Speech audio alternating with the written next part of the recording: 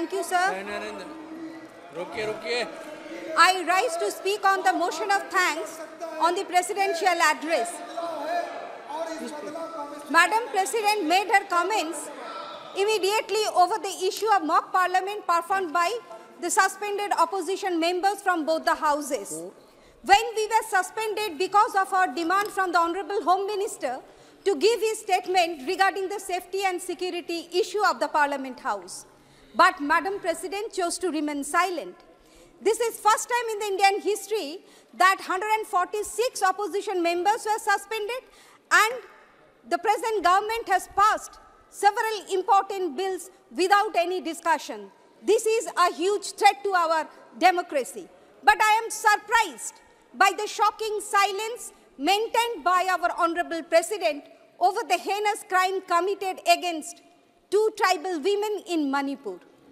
The situation of Manipur is still unstable even after 8 months of the incidents. It is astonishing that there is no mention about Manipur issue in her speech. Sir, Madam President didn't say anything, not a single word, when women wrestlers were being manhandled and inhumanly dragged by cops during their peaceful protest. Well, the entire nation expected a remark from her. Where was our Honorable President when the country's spokespersons were returning their Padma Shri, Arjun awards and medals? And, sir, the country witnessed the rapists and murderers of Bilkis Banu case being garlanded after their unjustified release, much before the completion of their imprisonment term. Bilkis Banu deserves respect and justice for what she suffered. And it is the opposite, where instead of siding with the real victim, we are silently watching as the criminals walk free. Thankfully, the Supreme Court ordered otherwise and overturned that ruling.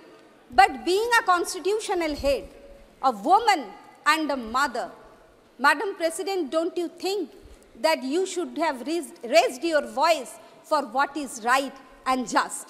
And other critical issues of national importance, like rising unemployment and inflation, Madam President continues to remain silent. Madam President mentioned about women empowerment, but I would like to mention here that country's one and only woman Chief Minister, our Chief Minister Mamata Bandyopadhyay, made sure 1/3 reserved seat for women in West Bengal State Legislative Assembly and 50% reserved seat for women in Panchayat level. But much before passing the Women Reservation Bill in the Parliament House. Now coming into the 2023 report of Global Hunger Index, gives India a rank of 111 out of 125 countries. So this indicates an alarming level of hunger severity in the country that has been boosted by high GDP growth for past years.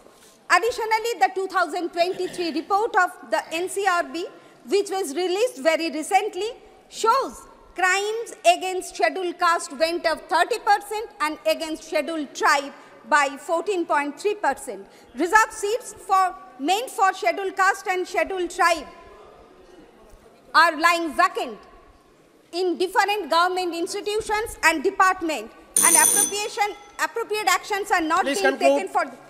Madam, please conclude. To fill up these vacant posts. Sir, child rape case also witnessed a staggering 90% increase from 2016 to 2022 as per analysis of NCRB data conducted by Child Rights NGO. So it is clear that in reality, when it comes to the actual well-being and social and economic development and empowerment of India's people, there is really not much that has progressed, if not deteriorated. Please conclude. Yes, only 1 minute. Please but conclude. Somehow, Madam President, you choose to overlook these issues and remain silent. And in this context, I would like to quote the father of our nation, Mahatma Gandhi, who said, quote, "Silence becomes cowardice when occasion demands, speaking out the whole truth and acting accordingly," unquote. Sir, your silence on crucial matters of the country on multiple incidents of blatant injustice indicate you have sadly picked the wrong side. And through this short intervention, it is my humble attempt to urge you, Madam President, to open your eyes and speak up for what is right. Thank you, sir. Thank you.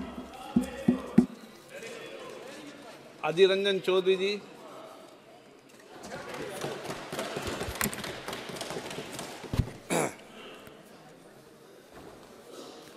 Sir, I rise to dwell on the motion of thanks on presidential address, which is consisting of 32